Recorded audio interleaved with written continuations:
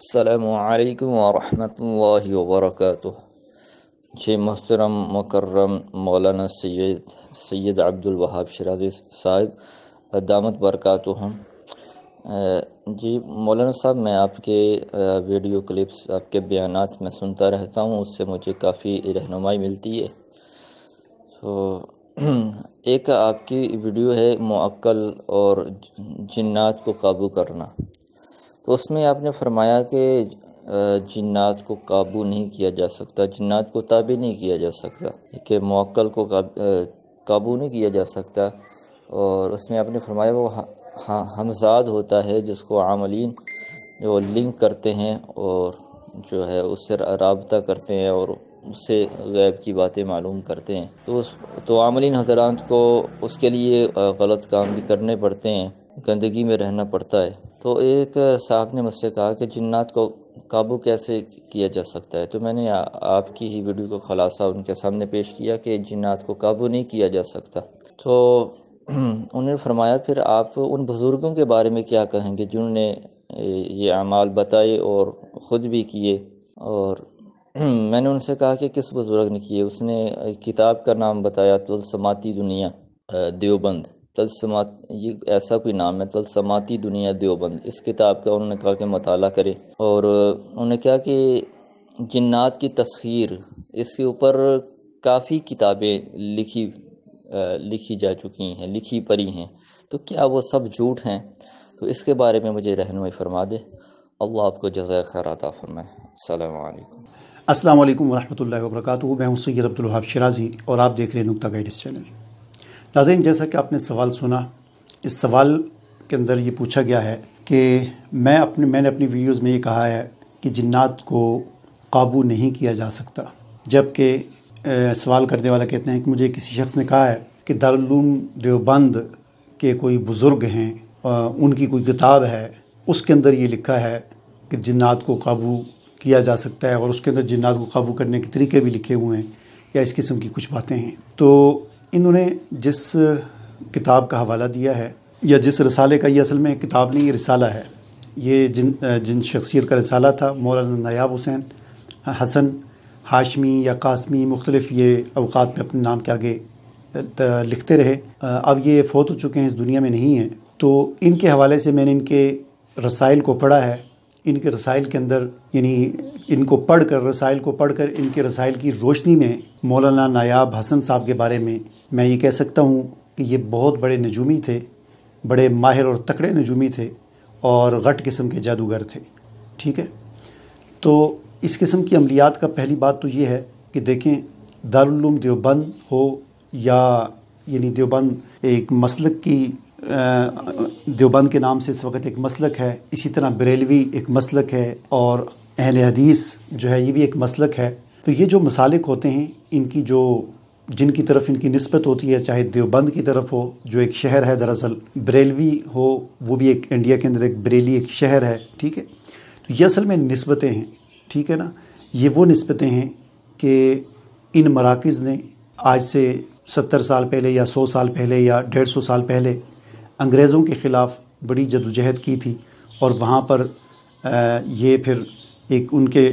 مقابلے کے لیے مدارس جو ہے، وہ انگریزوں نے جب دین کو ختم، مدارس کو گرایا، اور وہاں پر یہ پھر مدارس قائم کیے گئے، یہ ادارے بنائے گئے۔ تو اس سے آگے پھر جو جہاں سے پڑھ کر نکلتا تھا تو وہ اپنے نام کے ساتھ دیوبندی یا بریلوی لکھتا تھا، تو اس نسبت سے یہ پھر اس طرح یہ نسبتیں بن گئی۔ ٹھیک ہے نا، اب اس قسم کی اب آتے ہیں ہم اس بات کی طرف کہ یہ جو جادوگری کی جو عملیات ہیں، ٹھیک ہے نا، لوگ ان اداروں سے پڑھ کر نکلتے ہیں تو ان کو سننے والے یہ سمجھتے ہیں شاید اس ادارے کا یہ موقف ہے، حالانکہ میں نے ان نایاب حسن صاحب کی جو رسائل ہیں، ان کے جو رسالے ہیں، ان کو میں نے دیکھا ہے، سرسری سے دیکھا ہے۔ ان کے اندر واضح طور پر جادوگری کی عملیات ہیں، اور یہ بہت بڑے نجومی تھے، اور علم نجوم کے حوالے سے کیا ہمیں دین رہنمائی دیتا ہے، وہ میں نے اپنی کئی ویڈیوز کے اندر اس کو بڑے تفصیل کے ساتھ بیان کیا ہے۔ تو اس کو پڑھ کر یعنی ہم یہ نہیں کہہ سکتے کہ یہ دیوبندی تھے تو لہٰذا دارالعلوم دیوبند کا یہ موقف ہے، ایسی بات نہیں ہے۔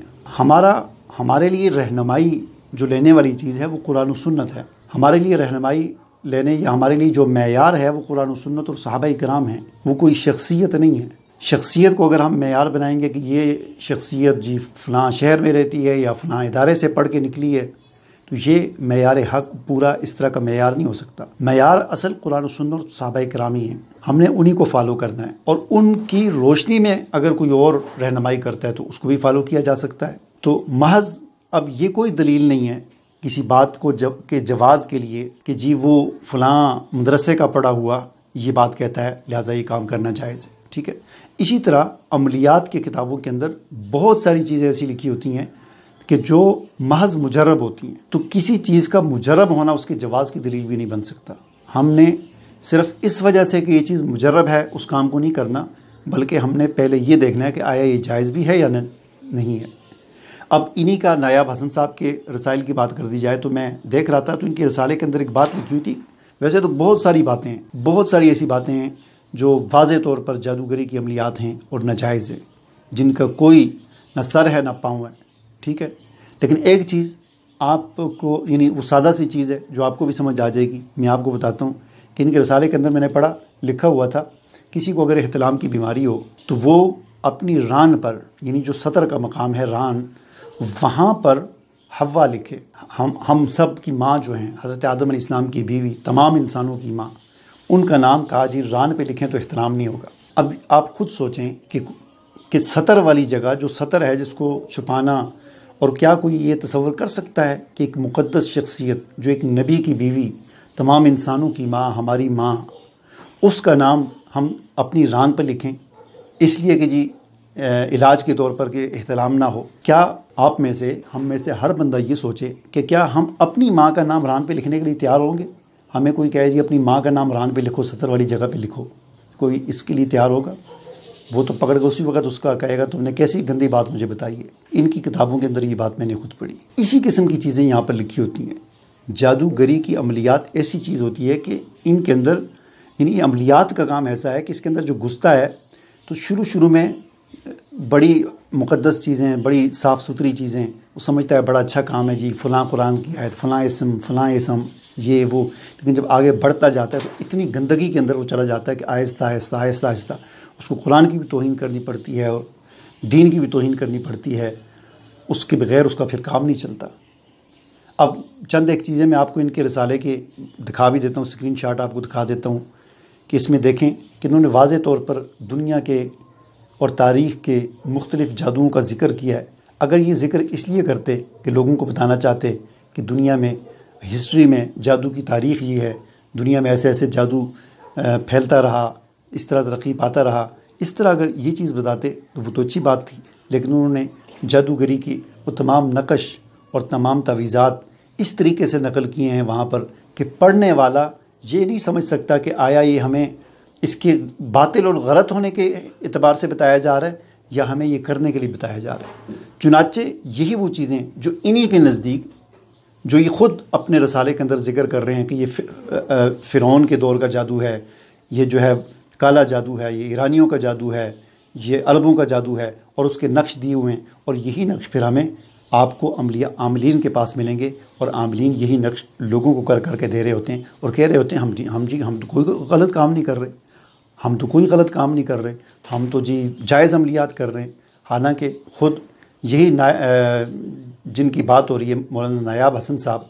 انہوں نے بھی اسی قسم کے نقش اپنی کتابوں کے اندر لوگوں کو تعویذات کے طور پر دیے ہیں، اور خود ہی اسی بات کا ذکر بھی کر رہے ہیں کہ یہ فرعون کا جادو ہے، اور یہ ایران کا جادو ہے، اور یہ عربوں کا جادو ہے، یہ قدیم جادو ہے، یہ جدید جادو ہے، یہ امریکہ کا جادو ہے، یہ فلاں کا جادو ہے، بتا بھی رہے ہیں اور ساتھ ساتھ لوگوں کو ترغیب بھی دے رہے ہیں، خود لوگوں کو لکھ کر دیتے بھی ہیں کہ یہ نقش فلاں کام کے لیے لکھیں، یہ سیمبل، یہ علامت یہ اس کام کے لیے لکھیں آپ، ٹھیک ہے۔ تو عرض کرنے کا مقصد یہ ہے کہ خلاصے کے طور پر ہمارے لیے معیار قرآن و سنت اور صحابہ کرام ہیں۔ ہم ہر چیز کو اس کسوٹی پر پرکھیں، دیکھیں، اور جس چیز کا کوئی ثبوت نہیں ملتا، محض مجرب چیز ہے، تو مجرب چیز کو بھی یہ دیکھیں کہ آیا یہ ٹھیک ہے یا نہیں ہے، کیا یہ کرنے والا کام ہے یا نہیں ہے۔ جیسا کہ میں نے عرض کیا ابھی کہ انہوں نے کہا کہ حضرت حوا کا نام اپنی ران پہ لکھیں، تو یہ تو عقلاً بھی ایک بےہودگی والی بات لگتی ہے، گندی بات لگتی ہے کہ 70 والی جگہ پر ایک ایسی مقدس شخصیت جو کسی نبی کی ماں ہے، نبی کی بیوی ہے، ہم سب انسانوں کی ماں ہے، اس کا نام ہم وہاں پر لکھیں، اس لیے کہ جی بیماری کے علاج کے طور پر. تو کچھ چیزیں عقل لڑا کے بھی ہمیں ہمارے اندر بھی اللہ تعالیٰ نے ایک سمجھ رکھی ہے نا، سمجھ بوجھ رکھی ہے، اس سے بھی انسان کو سوچنا چاہیے. ٹھیک ہے، تو محض کسی چیز کا مجرب ہونا یہ اس کی جواز کی دلیل نہیں ہو سکتی. خلاصہ یہ ہوا کہ یہ جن کی بات ہو رہی ہے ان کے جو رسائل ہیں یہ بالکل جادوگری کے رسائل ہیں، ان کے عملیات جو ہیں جادوگری کی عملیات ہیں، ان سے بچنا چاہیے اور اپنے آپ کو بچانا چاہیے اور ان کو نقل نہیں کرنا چاہیے. اور یہ انہوں نے اگر یہ بات کہہ دی کہ فلاں کام کرنا جائز ہے اور فلاں ناجائز ہے اور فلاں ہو سکتا ہے تو یہ کوئی معیار نہیں ہے، کوئی دلیل نہیں ہے. مجھے اجازت دیجیے. اللہ حافظ.